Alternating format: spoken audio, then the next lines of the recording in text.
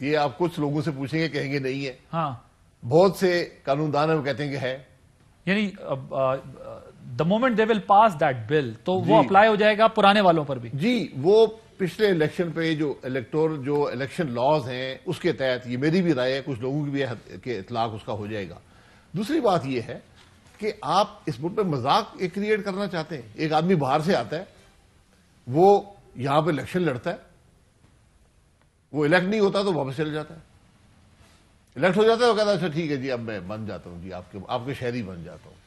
تو آپ ایک ملک میں ایک مذاق بنانا چاہتے ہیں اس ملک کے الیکشن کا کہ کل لوگ باہر سے پیسے لے کر آئیں گے، یہاں داؤ لگائیں گے، الیکٹ ہو گئے تو ٹھیک ہے، نا الیکٹ ہو تو واپس. لیکن پیسہ عباسی صاحب کیسے سینٹ الیکشن میں پیسہ کیسے روکا جا سکتا ہے؟ پھر پیسہ تو چلتا ہے، پیسہ تو پارٹیوں کو بھی دیے جاتے ہیں، انڈیویجولز بھی لیتے ہیں، ممبرز بھی کماتے ہیں، دیتے بھی ہیں، بنتے بھی ہیں. پیسہ تو ہم سب جانتے ہیں، آپ بھی جانتے ہیں پیسہ لگتا ہے. پیسہ کیسے روکا جا سکتا ہے؟ پیسے جب پارٹیز مضبوط ہوں گی، جب حقیقی جمہوریت ہوگی ملک میں، خود رک جائے گا. اب پچھلے سینٹ کا عدم اعتماد ہوا چیئرمین کا، اس میں سینٹ چیئرمین کے عدم اعتماد کی ووٹ شامل نہیں ہے اس شو آف ہینڈز میں، ٹھیک ہے وہ شامل نہیں ہے. عدم اعتماد جب ہوا سینٹ کے چیئرمین کا، ووٹ بکے، اتنے لوگ کھڑے ہوئے، شاید 64 کھڑے ہوئے، 56 ووٹ آئے، اس قسم کا نمبر تھا، یا 50 ووٹ آئے. تو بیچنے والے تو سینیٹر تھے جنہوں نے ووٹ نہیں دیا، خریدنے والا کون تھا؟ ٹھیک ہے، یہ بات خریدنے اور بیچنے، یہ ٹھیک بات ہے. تو میں یہی کہہ رہا ہوں خریدنے اگر اور بیچنے والا سینیٹرز نے بیچا یا دباؤ میں آئے یا جو کچھ کیا، خریدنے والا کون تھا؟ آپ اس خریدنے والے کے پیچھے جائیں. آپ تو یہ کوشش کر رہے ہیں، لیکن مارکیٹ میں جو چیز بکتی ہے اسی کا خریدار آتا ہے نا شاہد صاحب. اگر چیز بکنا بند ہو جائے تو خریدار بھی ختم ہو جائے گا. جی جب خریدار ہوتا ہے تو پھر بیچنے والے بھی آ جاتے ہیں. جب خریدار نہیں ہوگا، خریدنے والی حکومت ہے. جب ایک حکومت ہی سینیٹر خرید رہی ہو، آپ کیا کر لیں گے؟ اسی لیے اس پر ڈیبیٹ ضروری ہے. اور صرف یہ الیکٹورل ریفارمز نہیں ہے، میرے ذہن میں سینکڑوں الیکٹورل ریفارمز ہیں. میں الیکشن لڑتا ہوں، مجھے پتا ہے کہاں خرابی ہے، کیا ہوتا ہے. ٹھیک ہے، وہ ریفارمز کی ضرورت ہے. مثلا کیونکہ جیسے اگر آپ اس کی حمایت کر، آپ یہ کہتے ہیں واقعی ریفارمز کی ضرورت ہے، یہ تو ظاہر سب سمجھتے ہیں. وہ کہتے ہیں ہم نے اس کام کو روکنا ہے. پیسہ آپ نے یہ بات کر دی کہ سینٹ الیکشن میں جب ووٹ آف کانفیڈنس کی بات ہو تو پھر خریداری حکومتیں کر رہی ہوتی ہیں کہ کس کو لگانا ہے. آپ کے سامنے ساری چیزیں ٹھیک، بالکل یہ ہمارا ماضی ہے. اس کا بینیفیشری کون ہے؟ یہ ہمارا ماضی ہے. ہمارے ہاں یہ سب کچھ ہوتا ہے. اس کو روکنے کا طریقہ کار تو کوئی ہوگا نا؟ جی بالکل، وہ اس کمیٹی میں بیٹھے نا، کمیٹی بیٹھے، اس میں لائیں آپ کی کیا سوچ ہے، میری کیا سوچ ہے. میں نے تو حکومت جو 3 نقطے لائی ہے ان کے میں نے آپ کو بتا دی ہے کہ ان کی کیا محرکات ہیں. ایک این آر او ہے، ایک یہ سیکریسی کو ختم کرنے کی بات ہے، اور تیسرا مجھے یاد نہیں ہے. ٹھیک، اب ذرا اس پر آ جاتے ہیں. یہ وزیراعظم کہتے ہیں پی ڈی ایم نے تو فیل ہونا ہی تھا، وہ بڑے کانفیڈنٹ ہو چکے ہیں پچھلے کچھ دنوں سے. وہ کہہ رہے ہیں کہ یہ دیکھیں یہ تو کوئی چیلنج نہیں ہے، کوئی خطرہ نہیں ہے ہمارے لیے، یہ تو فیل ہو گئے ہیں. فضل الرحمان صاحب کے بارے میں انہوں نے کہا ظاہر ہے اب ان کی تو وہ جواب خود دیں گے، لیکن انہوں نے کہا مدارس کے بچوں کو استعمال کر کے اربوں پتی ہو گئے ہیں. وہ کہتے ہیں کوئی فیوچر بھی نہیں ہے ان کا اپوزیشن کا. آپ کی اپوزیشن میں جو اسٹریٹجی ہے اب تک، اس سے آپ کو لگتا نہیں ہے کہ پی ڈی ایم کا وہ میسج کمیونیکیٹ نہیں ہو سکا، نہ ماسس میں اور نہ ہی حکومت پہ وہ پریشر آ سکا کہ جو ہونا چاہیے تھا؟ دیکھیں حکومت تو ایگزسٹ نہیں کرتی نا. آج کوئی حکومت ہے؟ آپ جا کے باہر دیکھیں، ملک میں کوئی کام ہو رہا ہے، کوئی گروتھ ہوئی ہے ملک میں؟ ملک کی معیشت کی حالت دیکھ لیں، بجلی کے حالات دیکھ لیں، آپ کوئی شعبہ لے لیں، حکومت نظر نہیں آتی ہے نہیں. تو بہرحال پرائم منسٹر صاحب روز تقریریں فرماتے ہیں، ان کی مرضی ہے. آج تک انہوں نے ملک میں عوام کے مسائل کی بات نہیں کی، عوام کی تکلیف کی بات نہیں کی. وہی ایک انہوں نے ایک اپنا ذہن میں کوئی باتیں ڈالی ہوئی ہیں، وہی ہر جگہ بولتے رہتے ہیں. کوئی بات نہیں، ان کی مرضی ہے. اب مسئلہ کیا ہے؟ پی ڈی ایم کیا ہے؟ پی ڈی ایم کا جو میسج ہے، جو مقصد ہے، وہ اس سے کوئی نہیں لے سکتا. اور وہ اس نے عوام نے اس میسج کو ایکسیپٹ کر لیا ہے. اور وہ میسج یہ ہے کہ ہمارا ملک آئین کے مطابق چلے گا. آج لوگ یہ کہتے ہیں کہ ہمارا الیکشن چوری کیا گیا، یہ ملک کو آئین سے ہٹایا گیا. ہمارے مسائل کا حل ملک کو واپس آئین میں لانے میں ہے. اگر آج ملک چل رہا ہوتا تو یہ ایکسپیریمنٹ کامیاب ہوتا جو ہمارا لیٹسٹ ایکسپیریمنٹ ہے، یہ ہائیبریڈ سسٹم، پتہ نہیں کیا اس کا نام ہے، وہ کامیاب ہوتا. ملک نہیں چل رہا. یہ ایک واضح حقیقت ہے. آپ کسی پیمانے پر ناپ لیں، آج جو ملک کے حالات ہیں پاکستان کی تاریخ میں نہیں ہوئے، اور امید کی کرن کوئی نہیں ہے. تو جو پی ڈی ایم کا میسج ہے وہ ایک بیانیہ صرف ایک نقطے پر ہے.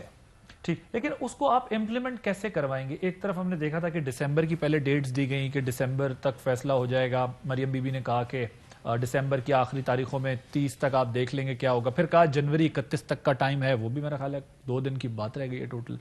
کہا کہ استعفوں کا آپشن زیر غور ہے. پھر وہ لانگ مارچ اور پھر اس کی بھی ڈیٹ نہ دے پانا. اس اسٹانس کے ساتھ آپ جو ہے وہ کیسے پریشر دے سکتے ہیں کہ جس میں آپ لوگ ڈیٹس کوئی فائنلائز نہیں کر پا رہے، لانگ مارچ کی کوئی ڈیٹ فائنل نہیں ہے، استعفوں کا آپشن ریورس ہو گیا ہے.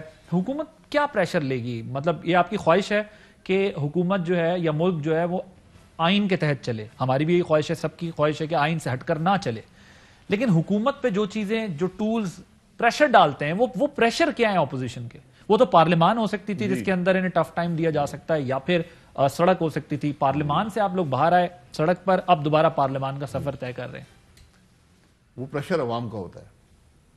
یہ حکومت عوام کے ووٹ سے تو آئی نہیں، تو عوام کے پریشر وہ سمجھتی نہیں ہے. پھر پریشر ہوتا ہے مورالٹی کا. اس حکومت کی سب سے بڑی اس کی لیجٹیمیسی کا ایشو ہے کہ اس کے جس طرح یہ آئی ہے وہ غیر قانونی ہے. تو آج تحریک جو ہوتی ہے اس کے ریزلٹس ایک دن میں آئیں، ایک مہینے میں آئیں، ایک سال میں آئیں، وہ ریزلٹس آتے ہیں. اور یہ جو تحریک ہے، حکومت تو اس خرابی کا جو ہمارے ملک میں ہے ایک نمونہ ہے. اب ہم نے اس خرابی کی نشاندہی کر دی اور عوام نے اس نشاندہی کو قبول کر لیا.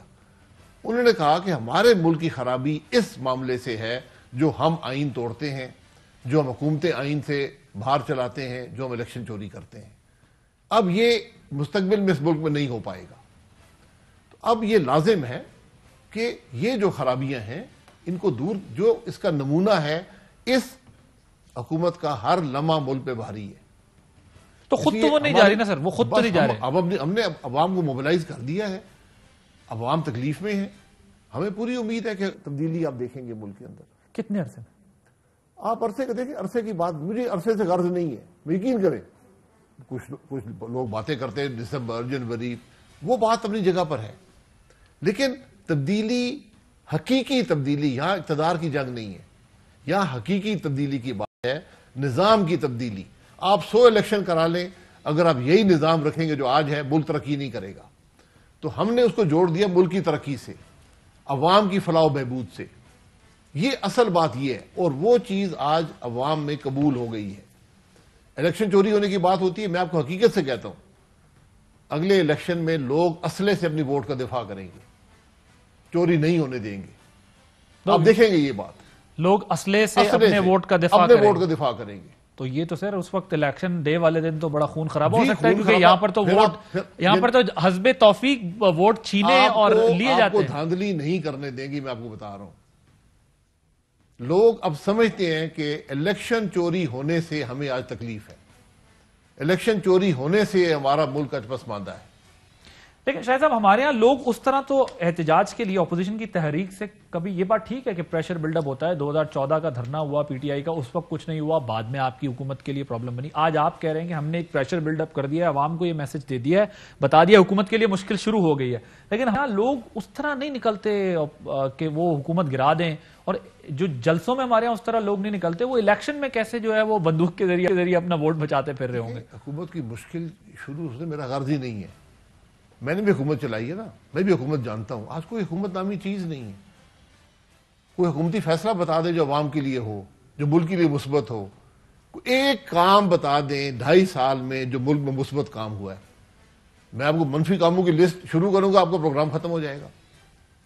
اس لیے حکومت آج غرض حکومت گرانی صرف نہیں ہے، آج غرض اس نظام کی تبدیلی ہے جس نے اس ملک کو یہاں پہنچایا. ٹھیک، شاید صاحب مجھے ذرا ایک اور چیز بتا دیں کہ اب آپ یہ کہہ رہے ہیں کہ کوئی ڈیٹ کا کوئی مسئلہ نہیں ہے، استعفوں کا کوئی وہ نہیں ہے. نہیں، میں بتا دیتا ہوں، مارچ میں لانگ مارچ ہوگا، اس میں کوئی شبہ نہیں. ٹھیک ہے. استعفوں کا مسئلہ پی ڈی ایم ڈیسائیڈ کرے گی کب استعمال کرنے کیسے استعمال کرنے. ٹھیک. اور ووٹ آف نو کانفیڈنس کا کیا ہوگا؟ اس پہ آپ جا رہے ہیں ساتھ پی پی کے؟ Vote of no confidence Peoples Party کا مشورہ ہمیشہ ہے, انہوں نے پھر دیا ہے, پی ڈی ایم کی میٹنگ میں بھی دیتے ہیں, باہر بھی دیتے ہیں. ووٹ آف نو کانفیڈنس کم از کم ہماری جماعت اس کو سپورٹ نہیں کر سکتی نہ, کیونکہ آپ خرابی کا حصہ بننے سے بہتر ہے کہ آپ باہر رہیں, اور ہم اس سودے بازی میں نہیں پڑنا چاہتے جو ووٹ آف کانفیڈنس کا حصہ ہوتی ہے, اور ہم اس گند میں نہیں پڑنا چاہتے. جو ہمارا نظام ہے ووٹ آف کانفیڈنس کا, وہ صرف چلتا ہے جب ملک میں ایک حکومت ہو جو قانون کا احترام کرے. جہاں پر حکومت آئین کے مطابق چل رہی ہو وہاں پہ ووٹ آف نو کانفیڈنس ہوتا ہے. جہاں نیب 50 MNA اٹھا کے لے جائے, 50 پولیس اٹھا کے لے جائے, وہاں کون سا آپ نو کانفیڈنس کریں گے؟ میں ووٹ آف نو کانفیڈنس حصہ رہ چکا ہوں. تو ہم یہ تصور کر لیں کہ پی ڈی ایم کی باقی جماعتوں نے پیپلز پارٹی کی اس تجویز کو مسترد کر دیا؟ نہیں, ایسی کوئی بات نہیں ہے. یہ جب وہ لائیں گے, یہ پہلے بھی آئی تھی کہ اس والے میں کسی نے ایگری بٹ یہ ڈویبل نہیں ہے آپ کے خیال میں؟ یہ ایگری نہیں کیا تھا. اب مشاورت جب ہوگی, اگر وہ تجویز لاتے ہیں اس پر پھر بحث ہو جائے گی. نہیں, بحث تو یقیناً ہوگی, لیکن پوزیشن کی میں بات کر رہا ہوں. Position P M L N کی پوزیشن بڑی واضح ہے, اور باقی ہم نہیں سمجھتا ہوں جماعتیں کہ ووٹ آف نو کانفیڈنس کوئی حل ہے ان معاملات کا, اور اس مقصد کے لیے جو ہماری کوشش ہے اس مقصد کو پورا کر سکتی ہے. اور اگر آپ لوگوں کی رائے ڈومینیٹ کرتی ہے سارے ڈیبیٹ اور پروسیس کے اندر, تو کیا پیپلز پارٹی پھر بھی آپ لوگوں کے ساتھ اس کا حصہ بنے گی جو احتجاج آپ لوگ کر رہے ہیں, یا پھر وہ پھر پارلیمان والی سیاست پر ہی جائیں گے؟ جی, انہوں نے پہلے بھی ہمیشہ مشاورت رہی ہے, ہر جماعت کی اپنی رائے ہوتی ہے, مشاورت سے ایک بات پہ ایگریمنٹ ہو جاتا ہے اور اس کی سارے پابندی کرتے ہیں. جو پابندی ابھی تک سب نے پابندی کی ہے, جو پابندی نہیں کرے گا اپنا ہی نقصان کرے گا. اب اپنا نقصان کرے گا. مولانا صاحب نے بھی یہ شکایت کی, انہوں نے کہا ہے کہ بلاول بھٹو زرداری صاحب اور مریم بی بی دونوں جو ہیں وہ اپنے فیصلے کر رہے ہیں, پھر میرے کیا مقصد ہے ادھر؟ نہیں, ایسی ان کو کوئی شکایت نہیں ہے, ایسی کوئی شکایت نہیں. جو فیصلہ پی ڈی ایم نے کیا ہے اس پر مکمل طور پہ سب نے پابندی کی ہے. تو جو ان کا شکوہ آ رہا ہے سامنے, شکوہ تو کر رہے ہیں, وہ کس سے شکوہ کر رہے ہیں؟ نہیں, میں نے شکوہ سنا نہیں ہے. اگر شکوہ انہوں نے کیا تو ہوتا ہے انہوں نے کسی پروگرام کے حوالے سے کیا ہو, پروگراموں میں رد و بدل ہوتا رہتا ہے, ہوا ہے, وہ شاید اس حوالے سے کیا ہو, لیکن جو مقصد ہے, جو طریقہ کار ہے, اس پہ کوئی اختلاف نہیں. ٹھیک. آج وہ جو معاملہ جو قبضہ مافیا سے گروپ لاہور میں جو آپ کی پارٹی سے متعلق لوگ ہیں, اس پر بھی وزیر اعظم نے بات کی, اور آج آپ کی پارٹی سے بھی حمزہ شہباز صاحب نے بھی انہوں نے کہا کہ یہ جو ہے وہ ہمارے ساتھ پولیٹیکل ڈسکریمنیشن ہو رہی ہے. ذرا وہ سنواتے ہیں پرائم منسٹر نے اس پر کیا بات کی. نہیں, وہ ٹھیک ہے, اس کو رہنے دیں, میں بتا دیتا ہوں بات کیا ہے. بات بڑی سیدھی ہے. ایک قومی اسمبلی کے ممبر کا گھر آپ نے گرایا ہے.